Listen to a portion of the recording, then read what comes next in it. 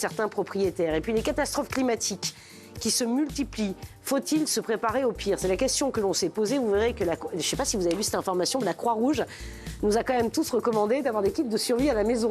Je vous promets, si vous êtes sages, on a fait venir un kit de survie de la Croix-Rouge sur le plateau en fin d'émission. Ça m'intéresse. Mais c'est incroyable, non? Oui, ça m'intéresse. C'est incroyable, je trouve ça pas très rassurant. Est-ce qu'il y a des livres dedans? Écoutez, pour vous, oui. Mais il faudra les plastifier. Vous voyez, en cas de problème, d'intempérie, bien sûr. Il m'échane pas beaucoup l'eau, ce sera bien étanche? Voilà. Écoutez, à vous, parce que c'est à vous de le faire, votre kit de survie, en fait. Moi, mes chats adorent l'eau. Vos chats adorent l'eau? C'est des Bengales, ils aiment l'eau. C'est incroyable, ça, je savais pas. Moi, je ne m'y connais pas. Pas très intéressant, mais je voulais quand même donner cette information. Non, si, moi, je ne savais pas que les chats bengales aimaient l'eau. Qui savait ça dans le public? Il y en a qui savaient, non, tout le monde me fait non. Madame savait. Madame savait. Ou alors c'est la seule personne qui suit, peut-être. Non, c'est peut-être la seule personne qui a des Bengales. Oui, peut-être aussi. Mais... il y a des amis qui ont des Bengales. Bon, écoutez, moi, je ne savais pas. Je ne m'y connais pas vraiment en chat. Allez, on va commencer avec le premier sujet. Vous ne connaissez pas en chat? Non, je ne m'y connais pas très bien en chat. Ne commencez pas. Moi aussi. Attends, moi aussi. Mais non, regardez, vous équilibrez. Moi, je suis plus chien. C'est bien aussi. Ça n'empêche pas. Ça n'empêche pas. Moi, je suis plus chien. Vous savez ce que disait Pierre Desproges? Non, dites-nous. Plus je connais mon chien, plus j'aime les hommes. Oui. Plus je connais ma femme, moins j'aime ma chienne. C'était dans les années 80. C'est vrai qu'on ne peut plus le dire. C'est pour ça que je le dis. Voilà. Parce qu'on ne peut plus. Non, on ne peut plus. Non, on ne peut plus. C'est Pierre Desproges. Je suis obligé de dire 3 fois c'est Pierre Desproges parce que les gens vont croire que c'est de moi. Non. C'est Pierre Desproges. Ce n'est pas Yann Moix, c'est Pierre Desproges. Alors, ce qui est fascinant, c'est que tout le monde se réclame de lui parce que à l'époque, on pouvait encore dire ça. Mais à chaque fois que vous le citez, les gens vous huent. C'est fascinant. L'être humain me fascine. Notez que vous n'avez pas été hué, là. Un peu. Oh non. Pas comme Guénolé dans 20 minutes. Mais d'ailleurs, je voudrais faire un essai. Thomas Guénolé. Eric, c'est jouissif. C'est marrant parce que c'est des huées préventives. Voilà, c'est ça. Comme la vaccination. Il n'a pas encore parlé, il n'a rien dit et il est déjà hué. On finit juste sur des proches, après on vous laisse travailler, ne vous inquiétez pas. Mais il y a quelques sketchs de des proches, pour les écouter avec attention, il y a quand même des... où il va très loin quand même. Hein. Oui, mais et alors? Et alors? Non, mais pour l'époque, ça va trop loin maintenant. Oui, mais moi, j'aime quand les choses vont trop loin. Ce serait interdit. Oui, mais tant pis, ça m'amuse quand même. Les inconnus aussi seraient interdits, tout serait interdit. Parce que, si vous voulez, à l'époque où j'écoutais ces sketchs, je me disais pas qu'il avait raison sur les femmes. Je me disais, mais il est fou. Mais ça me faisait rire. Voilà. Écoutez, on a changé d'époque, ça c'est une certitude. Allez, le gouvernement qui a lancé, non mais incroyable, qui a lancé un projet de surveillance de nos recherches en ligne. J'adore l'excuse. L'excuse, c'est pour savoir comment mieux répondre aux besoins du citoyen. Franchement, on nous prend vraiment pour des imbéciles. Alors écoutez, on s'est posé la question, le gouvernement va scruter nos recherches. Regardez, on va regarder cette vidéo, puis on va en débattre juste après. Je crois qu'il y a 2 ou 3 choses à dire. Le gouvernement va scruter nos recherches sur Google ou suivre ce qui se raconte sur TikTok et Instagram. En 2021, le gouvernement avait déjà investi près de 3 millions d'euros pour suivre les tendances sur les réseaux sociaux. Mais il vient de lancer un nouvel appel d'offres avec un budget en forte hausse. On passe de 2,8 millions d'euros sur 4 ans à 5 millions d'euros. Le but, c'est détecter des sujets dès qu'ils émergent en ligne. Par exemple, pour anticiper des mouvements sociaux. La nouveauté, c'est surtout le suivi des tendances de recherche sur Google. Mais le gouvernement veut rassurer, leurs analyses se baseraient uniquement sur du contenu public et pas tout ce qui est privé. C'est en tout cas ce que nous confirme une source gouvernementale que nous avons interrogée à Tech & Co. Il n'y a aucune surveillance. Le but est simplement de prendre le pouls de la société française, comme tout gouvernement devrait le faire. Bien sûr, j'adore le petit commentaire. Bon allez, on va voter. Le gouvernement, vous pouvez réagir également chez vous, on est en direct, #PEYA. Et votre avis compte, bien sûr. On donnera les réponses des sondages dans quelques minutes. Le gouvernement qui va scruter nos recherches sur Google, sur les réseaux sociaux, est-ce que vous trouvez ça normal? Nous avons voté tous les 3, vous aussi votez chez vous, et la réponse est non. C'est hallucinant, c'est une blague, j'ai cru que c'était une blague. C'est-à-dire, non mais franchement... Ça m'inspire plusieurs réflexions. La première, c'est si c'est encore un projet, il est urgent d'effacer tous nos historiques de recherche, qui peuvent être parfois un peu compromettants. Pas pour moi, évidemment. Mais j'ai entendu dire que des amis à moi, des connaissances à moi, les autres, Pascal, Eric, Yann, ça va, mais les autres, il y a des historiques de recherche qui ne sont pas jolis. Et l'historique de Guénolé, c'est trash. Permettez-moi de vous le dire. Ensuite, Orwell avait déjà tout annoncé dans 1984, la surveillance généralisée, la police de la pensée. Alors après, il faut en revenir d'une certaine naïveté, c'est que ce que vous tapez sur Internet n'est pas privé, en fait. Tout ça est surveillé, ou peut l'être. Alors c'est surveillé dans les cas de lutte contre le grand banditisme, le terrorisme, etc. Mais tout laisse des traces. Mais là, en effet, l'excuse qui est donnée pour mieux répondre aux attentes des citoyens, là, je pense que dans l'échelle du foutage de gueule, là, on est vraiment très haut. En fait, c'est un système de surveillance et qui va quand même un peu changer nos comportements, parce que comment ils vont faire la séparation entre ce qui est public et privé. Ils vont pas la faire, cher non, ils vont pas la faire. Ils vont consulter les informations et puis le type va dire ah non mais ça je l'ai pas vu en fait. Je l'ai pas vu. Bah si, il l'a vu. Donc, écoutez, moi je trouve ça extrêmement inquiétant. Et puis ensuite, dernière chose, c'est qu'on nous explique que on est à sec, qu'on est endetté jusqu'au trognon, mais là ils ont encore trouvé 5 millions pour ce programme. Apparemment pour des choses inutiles, on trouve de l'argent. Et plus facilement que pour les choses utiles. Bon, cher Yann. Première chose, techniquement, on est déjà surveillé de toute façon. Bien sûr. C'est-à-dire que le gouvernement suit absolument qui il veut. Avant, c'était les écoutes. Aujourd'hui, Mitterrand n'aurait plus besoin de faire d'écoute.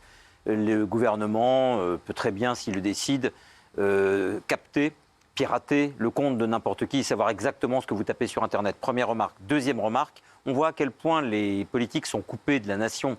Parce que s'ils en sont réduits à essayer de voir les tendances sur Google, ça veut dire qu'ils sont incapables de discuter avec les gens, de descendre dans la rue et de prendre le pouls, comme on le dit, du peuple français.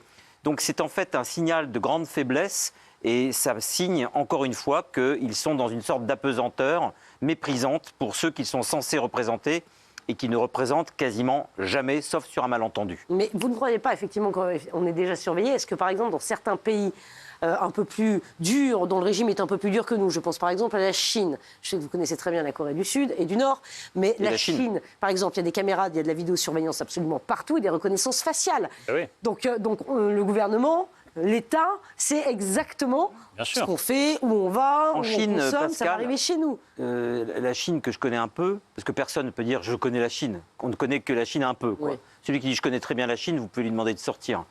Je connais que Jean-Michel Maire qui dit qu'ils connaissent bien la Chine. Tu sors. Tu sors.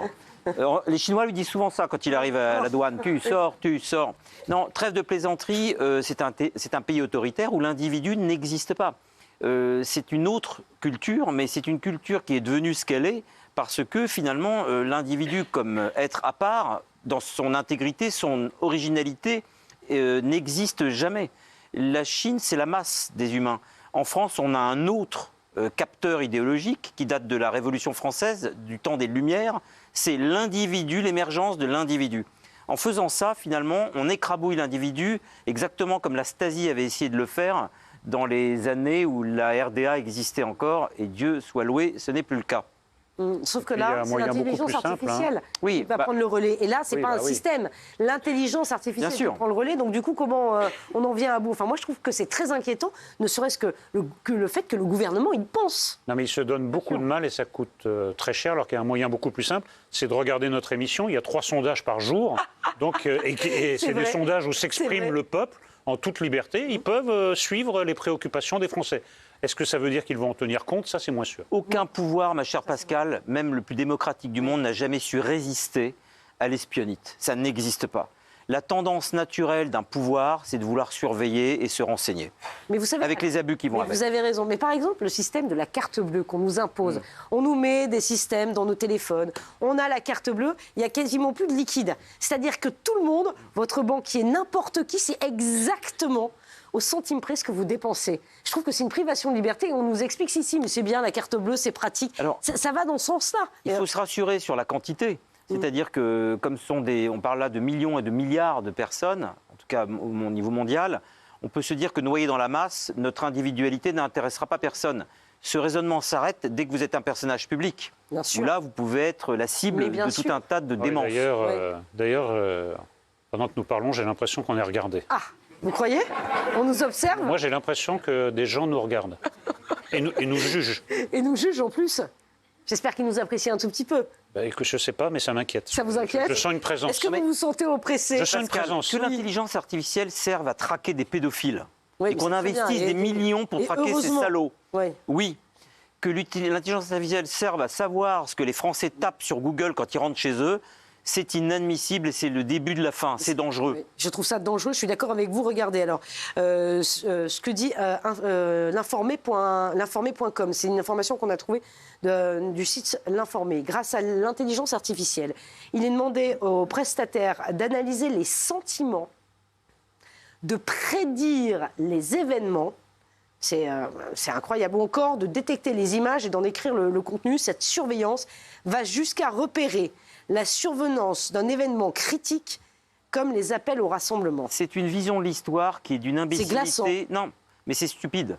Tous les événements historiques... Les gilets jaunes, par exemple, ça ne marchait pas avec l'intelligence artificielle. Tous les événements historiques, comme vous le dites, Pascal, tout à fait de manière réelle, juste, tous les événements historiques, c'est comme la maladie. Les hypocondriaques pensent toujours qu'ils vont mourir de telle ou telle chose, qu'ils vont avoir telle ou telle maladie. Or, la foudre tombe toujours là où on ne l'attend pas. Ouais. Et c'est la même chose. L'histoire, c'est quoi? C'est l'irruption de l'impossible dans le possible. C'est l'irruption de l'irréel dans le réel. Le 11 septembre, je ne pense pas que l'intelligence artificielle aurait pu faire quoi que ce soit. 2 types avec des cutters qui arrivent dans un avion, par définition, c'est imprévisible.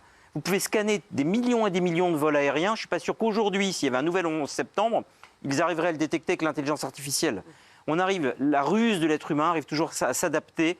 Et vous avez bien vu que face à la technologie la plus extraordinaire, parce qu'en 2001, la technologie était quand même extraordinaire, 2 types avec des couteaux de cuisine ont réussi à créer l'attentat le plus époustouflant du XXIe siècle. Oui, c'est vrai, vous avez raison. Cela dit, chaque fois que vous tapez quelque chose sur un moteur de recherche ou dans un site commercial, ce que vous avez tapé est recueilli dans le big data. Et ensuite, vous recevez des offres publicitaires qui sont... C'est extrêmement efficace. Donc, en fait, l'État veut se comporter à la manière du privé, quoi. Donc, on va être surveillé 2 fois, parce que nous sommes déjà surveillés par le privé. Parce qu'on reçoit des trucs incroyables. Il suffit de taper un mot, vous recevez des offres. Même, je vais aller plus loin que vous, cher Eric. Avec le petit outil qui s'appelle ici Siri, je sais pas si tout le monde l'a... Vous voyez, vous avez votre téléphone qui est allumé là. Et puis, on parle, Eric, Yann, tiens, hier, je suis allé au resto, j'ai fait un resto pas mal, vous donnez le nom du resto, vous êtes persuadé que la prochaine publicité qui s'affiche, sans que vous ayez tapé le nom, c'est une liste de restaurants. En plus, je peux vous l'annoncer, Pascal, vous êtes non seulement sur Ici Siri, mais vous êtes sur Ici Cyril. Il entend tout ce que vous dites chez vous. Et on l'embrasse. Il doit être sur la moto, là, entre la radio et la Canal Factory. Vous avez raison. C'est quand même incroyable. C'est-à-dire qu'en fait, on est fliqué, on ne se rend pas compte déjà. Entre la carte bleue, entre les téléphones portables qui restent allumés en permanence, en fait, on est déjà surveillé. Il y a quelqu'un qui dit que c'est pas vrai ce que vous racontez là, dans votre téléphone. C'est curieux. C'est curieux.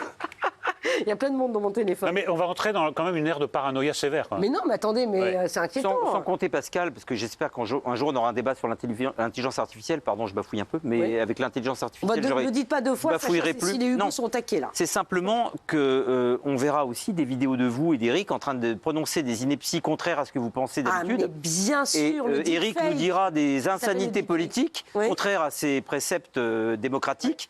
Et on dira, mais Éric Nolot, il l'a vraiment dit. Mais non, il restera toujours des traces d'une vidéo d'Éric ayant dit des choses qu'il ne pense pas. Oui, vous avez raison. Mais c'est vrai, ça. Ah ouais. Le deepfake, c'est terrible. Tout ce que j'ai dit, par exemple, sur Gilles Verdez, c'était pas moi, en fait. C'était mon clone. C'était votre clone. Allez, regardez, et vous, chez vous, qu'en pensez-vous? Est-ce que ça vous fait peur, vous aussi, le fait que le gouvernement ait l'intention de vérifier ce que nous tapons sur les moteurs de recherche? Je peux vous dire... trouvez-vous ça normal? Non, à 93%. 93,5% des gens sont déjà fichés.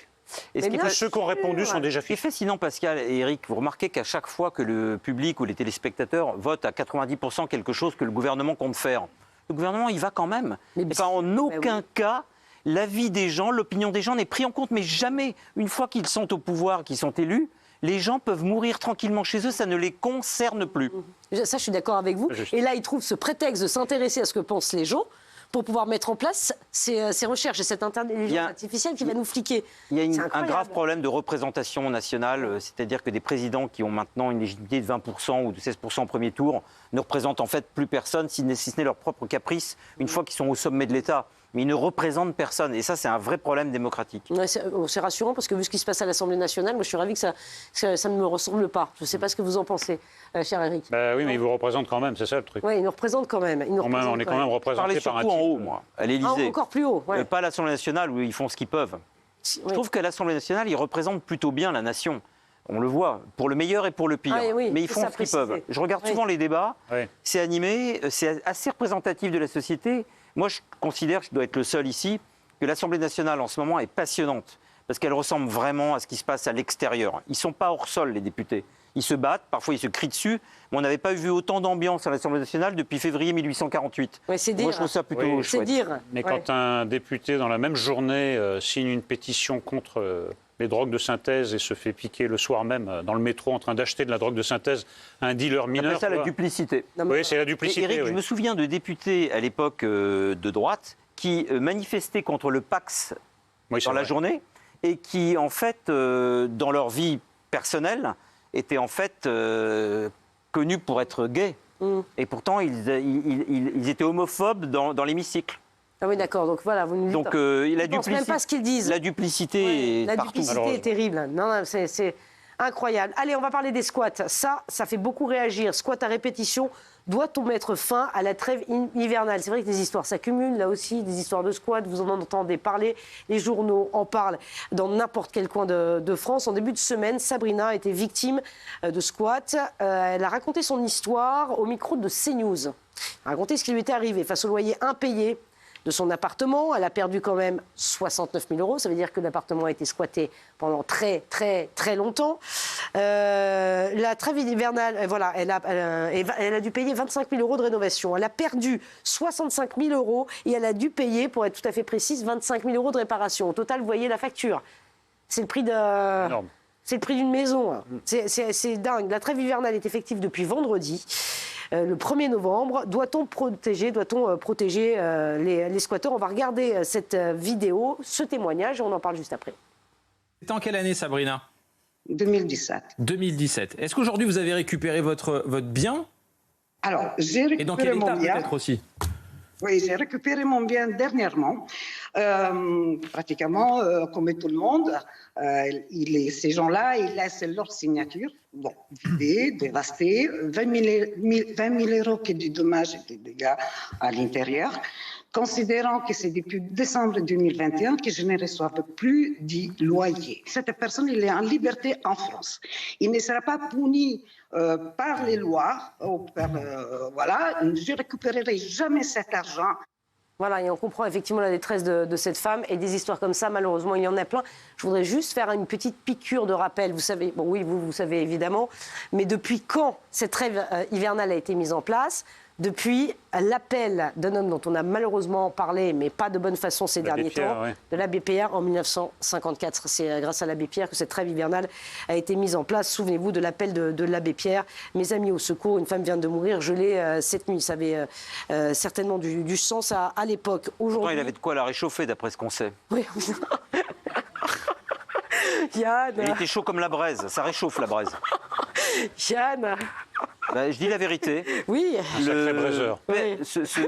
Non, mais l'abbé Pierre était un prédateur sexuel, il faut dire la vérité. Oui. Non, mais oui. Je ne vois pas pourquoi je ne ferais pas d'humour, même noir, sur cet homme qui a menti à la nation toute sa vie durant. C'est un escroc moral et je n'ai pour lui que le plus profond des mépris. Bon, ben voilà, c'est dit. Alors, donc, doit-on mettre fin à cette trêve hivernale? Ah, ça va, Eric, ça va. Vous connaissez la chanson, à tout de suite.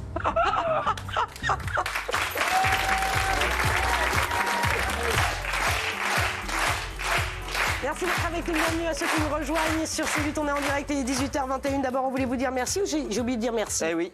Il faut toujours dire merci. Merci beaucoup. Vous étiez extrêmement nombreux hier, quasiment un demi-million à nous suivre. Jusqu'à 18h40. Jusqu'à 18h40. Ouais, non, vraiment, merci beaucoup. Merci beaucoup, merci à vous. Ça nous touche et je trouve que c'est important de dire toujours merci, merci, merci à vous et au public qui vient le soir nous soutenir. Merci à vous. Vous applaudir. Parce que vous êtes formidables. Voilà. Oui, vous savez qu'on est dans la partie de l'émission que Cyril est susceptible d'écouter et de regarder. Hein. Faut jamais oublier ça. Eh ben, on parlait tout à l'heure de la surveillance. Oh, vous savez pas comparer. Mais non, mais je plaisante. Cyril, non, je pense qu'il a autre chose à faire. Là. Il a autre chose à faire. 18h22, vous croyez qu'il est arrivé? À mon avis, là, il regarde. Il vérifie des choses. Ah ben, on l'embrasse. On l'embrasse. On l'embrasse très fort. Essayez de ne pas bafouiller, Pascal, c'est pas le moment, là. Vous croyez qu'on en est réduit à ça? Vous croyez? Non. Allez, on parlait des squats et on parlera... Attendez, on a un kit de survie. Vous vous rendez compte que la Croix-Rouge conseille de nous équiper tous de kits de survie. Je trouve pas ça très rassurant face aux intempéries qui se multiplient. On va en parler tout à l'heure. Catastrophe climatique, faut-il se préparer au pire? On a un kit. Parce qu'en plus, il ne nous est pas fourni le kit. Il faut nous-mêmes qu'on fasse notre propre kit. Qu'est-ce que vous mettrez, vous, dans votre kit de Faut-il se préparer au pire? Il y a un indice dans la photo d'illustration, quand même. Voilà. Oui, mais enfin, bon. Allez, on va pas... Eric a déjà dit qu'il mettrait des livres plastifiés pour pouvoir les lire en cas de... Bien sûr. En cas de complète de Thomas Guénolé. Ça va être rapide. J'espère que la décrue sera rapide. Il est terrible. Bon, allez, on va parler des squats. On est en train de parler des squats, effectivement, et nous n'avions pas voté. On a réagi face à l'histoire de Sabrina. Malheureusement, il y a beaucoup d'histoires comme ça, des propriétaires. Leur bien est squatté. C'est eux qui sont obligés de payer des travaux quand les biens sont dégradés. Ils perdent de l'argent parce que le bien n'a pas été loué. Et parfois, ils ont eux-mêmes emprunté pour acheter ce bien. Donc voilà, ça nous a fait réagir. Squat à répétition, doit-on mettre fin à la trêve hivernale qui vient d'entrer en vigueur jusqu'à la fin du mois de mars? Nous avons voté, nous avons dit... Je suis pas toute seule, hein. Ah, voilà. Qu'est-ce qu'on a dit? Oui, moi je suis d'accord avec vous, chère Yann, mais on va laisser Eric s'exprimer. Vous êtes contre la fin de la trêve hivernale? Oui, parce que, selon moi, il y a deux sujets distincts. La trêve hivernale est faite pour protéger les plus faibles, de manière à ce que des familles ne se retrouvent pas à la rue. Je ne sais pas, je vais prendre un exemple particulièrement dramatique, mais enfin qui est assez fréquent. Une femme avec des enfants ne se retrouve pas à la rue en hiver. Ça me semble le bon sens. Après, il y a le problème des squatteurs. Alors, le problème des squatteurs est un problème philosophique. C'est qu'en France, eh bien, nous avons décidé de placer le délinquant au centre de notre attention et non pas la victime au centre de notre attention. Donc, on est très, très sourcilleux sur les droits des squatteurs. C'est pour virer un squatteur, c'est tout un problème. Et surtout, ne le faites pas vous-même, parce que c'est vous qui allez être puni. En plus, vous êtes dans votre tort. Ouais. Si jamais il se blesse pendant le squat, c'est de votre faute. Vous vous rendez compte? Il a raison, Eric. C'est l'horreur totale. C'est incroyable. Donc, gardons la trêve hivernale, mais soyons impitoyables envers les squatteurs qui, en fait, s'attaquent à un des droits les plus fondamentaux de l'être humain, c'est d'être tranquille chez soi et d'être chez soi, assez d'attention portée aux délinquants, reportant notre attention, notre commisération pour les victimes. Yann. Moi, je suis favorable à arrêter cet enfumage de trêve hivernale qui, sous couvert de protéger les plus pauvres, met à l'abri les plus malhonnêtes. Car vous remarquerez bien que ce ne sont pas des villas milliardaires qui sont squattées, ce sont des habitations de gens qui, en général, n'ont pas forcément plus les moyens que ceux qui squattent. Parfois, ils les ont même moins. Et je trouve que la mentalité que cela génère, celle du tout permis et aussi de la... En plus, avec le réchauffement climatique, il fait quand même moins froid qu'avant. Et aussi de la porte ouverte à tous les abus.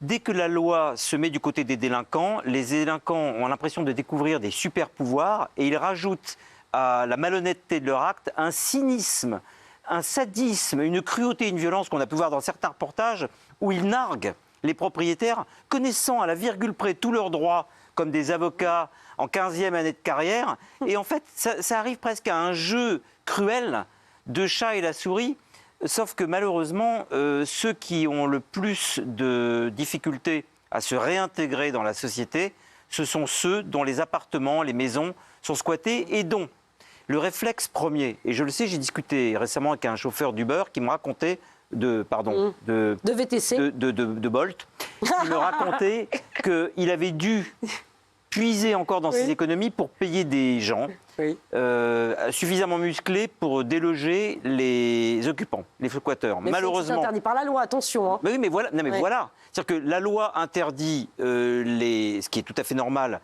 les initiatives personnelles, mais ne donne pas d'alternative aux gens qui sont dehors à cause des squatteurs, qui sont dehors avec leur famille dans le froid, à la place de squatteurs qui sont au chaud. Parce que la personne dont je vous parle, il vivait dans sa voiture pour que les squatteurs soient à l'abri chez lui. Et donc, il a payé des sbires. Ces sbires ont été un peu trop violents. Il y a eu effectivement un énorme problème avec un des squatteurs. Et là, il est passé au tribunal. Il a fait 48 heures de garde à vue. Il va faire de la prison parce qu'un des squatteurs a eu une jambe fracassée. Donc en fait, c'est le serpent qui se mord la queue, la violence appelant la violence. Et je ne comprends pas que dans un pays où on dépense des millions pour espionner les honnêtes citoyens, on ne dépense pas la moitié de ces millions pour héberger ceux qui squattent à tours et à bras. Bon alors je voulais qu'on regarde cette vidéo TikTok. Je rappelle évidemment qu'on ne peut pas se faire justice soi-même, je le rappelle. Oui, on le sait. Je le redis, les 18h27 sur C8. Regardez. C'est humain, la tentation est humaine, malheureusement. La tentation est humaine. Regardez ce témoignage du propriétaire d'un immeuble de Brest, en Bretagne, de 2 étages, qui a détruit entièrement son logement pour faire fuir les squatteurs qui étaient des Roumains. On va regarder la vidéo de ce TikToker et on va en parler juste après. On en arrive là. À Brest, un propriétaire dont le logement était squatté par des Roumains a décidé, face à l'inaction des pouvoirs publics, de détruire l'intérieur de celui-ci pour faire fuir les occupants.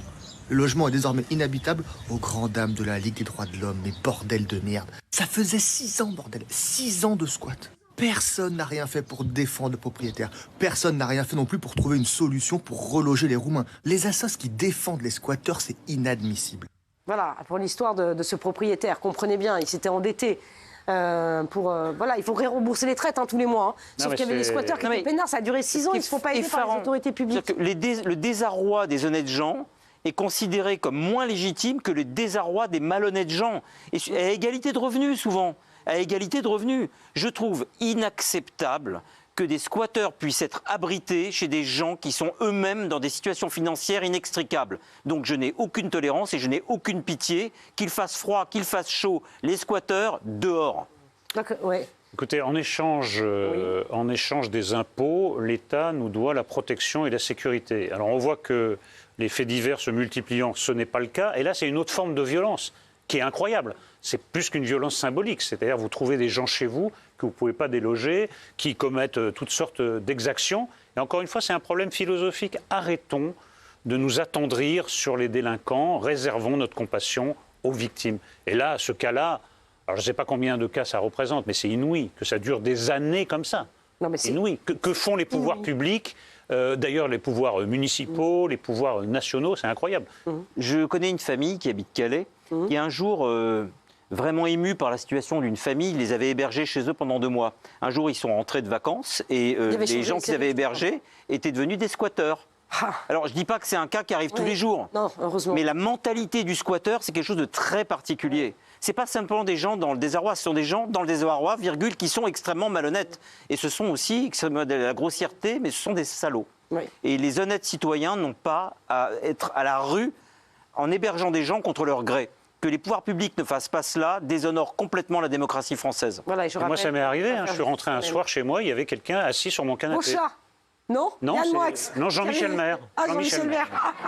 Il ne voulait pas partir. Ah non, c'est pas vrai. Oui, mais il me dit non, on est en décembre, c'est la trêve hivernale et tout. Bon, j'ai trouvé un arrangement. Mais Mokhtar était venu le déloger. Mokhtar était venu et mes chats ont achevé le boulot. Voilà. Il a passé un sale quart d'heure.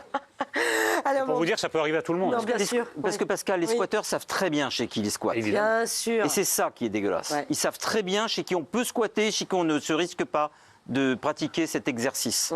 Ouais, c'est horrible. Allez, regardez le sondage. Et les associations font un travail délétère. Mais parce que la Ligue des droits de l'homme... Non mais Pascal, parce que c'est un sujet vraiment passionnant. Regardez, 90%. Pascal, la Ligue des droits de l'homme, pourquoi est-ce que les Ligues des droits de l'homme protègent ceux qui sont indûment chez vous, mais que vous, une fois à la rue, la Ligue des droits de l'homme se désintéresse de votre sort? Ça n'a aucun sens. Ça n'a pas de sens. C'est du UNESCO. C'est vrai.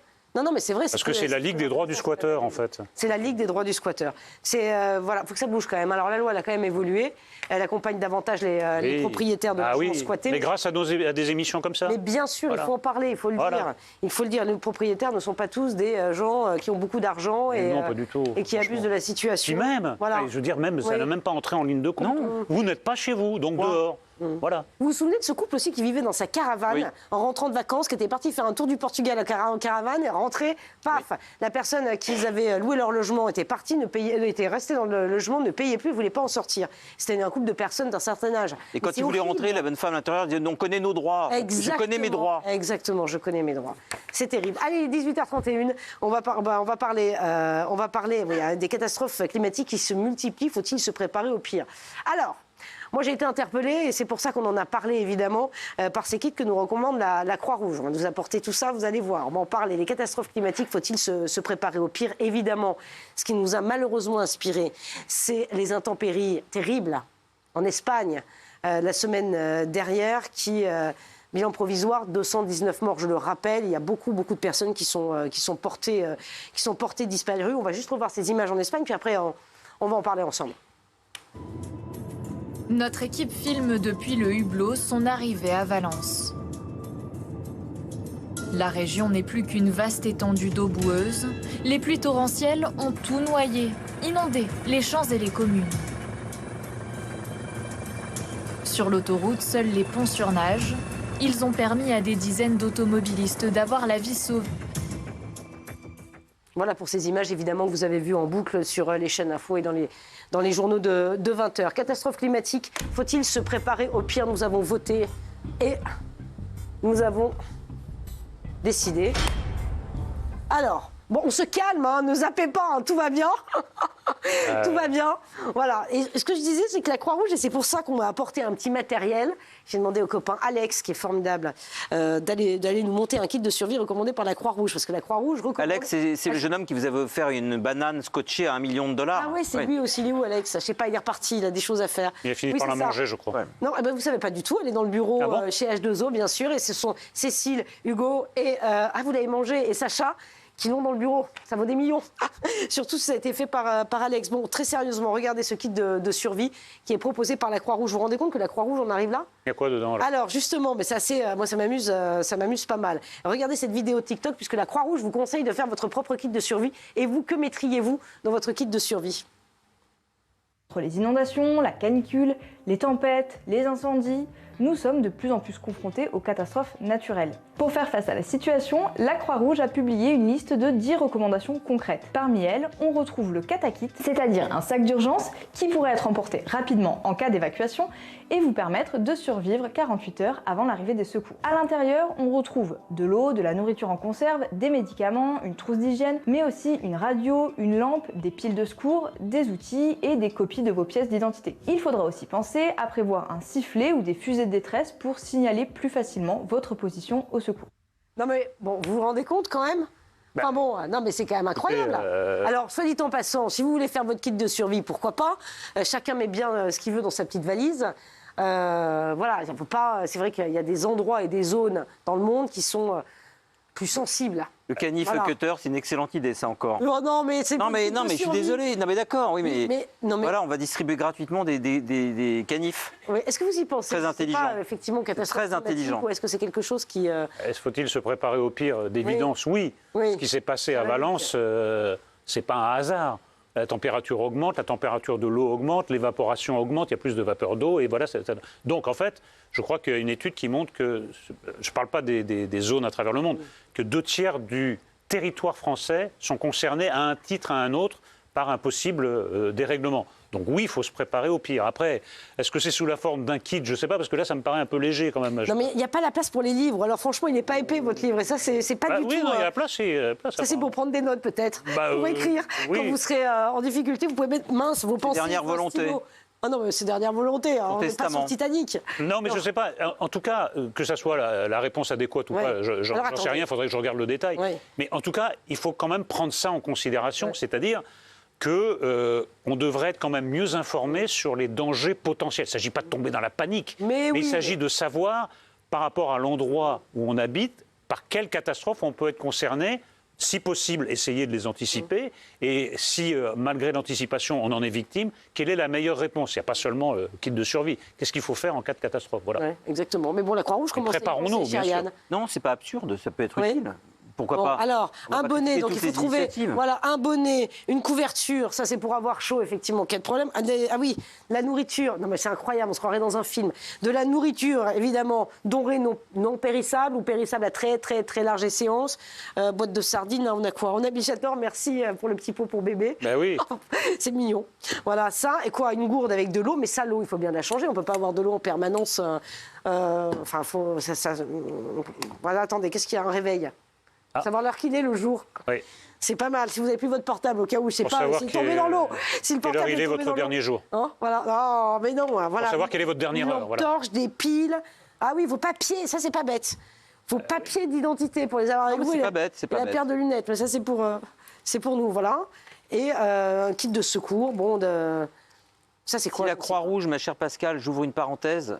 Oui, la couverture. Ah oui, elle se déplie, c'est la couverture pour avoir. Si la Croix-Rouge pouvait, et c'est une parenthèse, j'ai lu un article qui m'a horrifié, c'est vraiment une incise, pouvait distribuer gratuitement des détecteurs de monoxyde de carbone pour les appartements, ça éviterait des dizaines de milliers de morts par an. Pourquoi vous pensez à ça? C'est obligatoire, normalement, les détecteurs de fumée? Non, de fumée, mais je parle de monoxyde de carbone. Oui. Voilà, c'est une parenthèse. Non, mais bon, cher Eric. Indépendamment du détail, on peut discuter sur tel ou tel objet, il n'y a pas assez de ceci, il y a trop de cela. Je pense que c'est un bon signe parce que ça va favoriser la prise de conscience. Parce que ça n'arrive pas qu'aux autres, vous voyez, il ne faut pas tomber dans la panique non plus. Oui. Enfin, ce qui se passe à Valence peut se reproduire ailleurs. Valence est quand même très près de la France, donc les mêmes phénomènes produiront les mêmes effets. S'il pouvait y avoir une sorte de préparation mentale, de prise de conscience nationale, et surtout qui débouche sur une anticipation des problèmes à venir. Ce ne serait pas utile. Les saisons d'aujourd'hui en France en 2024 sont les saisons des années 80 en Espagne et au Portugal. Il faut bien le savoir. Donc tout ce qui concerne l'Espagne concernera la France tôt ou tard. Ça me fait penser, tiens, juste aux survivalistes. Alors évidemment, là, on est dans l'extrême. Les survivalistes, c'est encore autre chose qui, eux, s'organisent depuis longtemps. C'est le mode de vie d'une personne ou d'un groupe de personnes qui se préparent à la survenue d'une catastrophe à l'échelle locale ou mondiale. Regardez cette vidéo. Alison est survivaliste et elle a l'équivalent d'une supérette dans son sous-sol. Mais comme elle dit... Je suis économe, mais je ne suis pas radine. Là, on a tout ce qui va être céréales. En dessous, on a des confitures. Je dois en avoir une 50aine. Il y a 104 pots de sauce, 16 petits pois carottes, 50 kilos de farine. Les pâtes, il y en avait à la livraison, non, il y en avait 50 kilos. Et après, j'ai tout ce qui est épices. Ça, j'adore. Avec tout ça, tu peux tenir combien de temps sans sortir de chez toi? Au moins 9 mois, minimum, voire plus. Non mais c'est génial, c'est un magasin en fait, c'est une supérette. Pourquoi pas? Je ne sais pas si on a la capacité de stocker autant de denrées chacun, mais bon... Moi, je pense que ça correspond à d'autres critères que l'inquiétude. C'est des gens qui aiment accumuler aussi. Je pense qu'il y a des mécanismes psychologiques, parce que 9 mois, quand même, elles se préparent à la fin du monde, quoi, en fait. Là, ça relève de la psychiatrie, Eric. Peut-être, oui, il y en a plein des survivalistes. Oui, je sais, il y en a beaucoup. Je connais, j'en ai interviewé certains. Oui. Ça relève de la psychiatrie. En fait, c'est des drames d'enfance, il y a effectivement des accidents cérébraux parfois. Enfin, c'est des dysfonctionnements neuronaux. Oui. C'est une pathologie. Quoi. C'est des millénaristes. Oui. La fin du monde, ils l'attendent en fait. Ils sont déçus parce qu'elle vient jamais. En fait, il faut renverser le problème. Ils font tout ça parce qu'ils l'espèrent et non pas parce qu'ils la craignent. D'accord. Ah oui, d'accord. C'est encore autre chose. Donc maintenant, c'est bien de le préciser. Votre sondage, nous vous avons posé évidemment la question sur les réseaux sociaux et vous. Ah, c'est partagé, c'est moins tranché. Faut-il se préparer au pire? Oui à 71,7%, non à 28%. Bon, et franchement, ça va. Vous allez bien dormir, vous allez pouvoir regarder en tout cas, Pascal, PLP, tout va bien aller. Moi, je me suis préparé au pire, la fin de l'émission. Ah, et ça va? Non. Vous allez survivre? J'ai beau m'être préparé, c'est violent. C'est terrible. Moi, je m'en fiche parce qu'on revient demain. Ah, mais ça, c'est vrai, ça. Allez, très bonne soirée. Merci de nous avoir suivis. À demain. Tout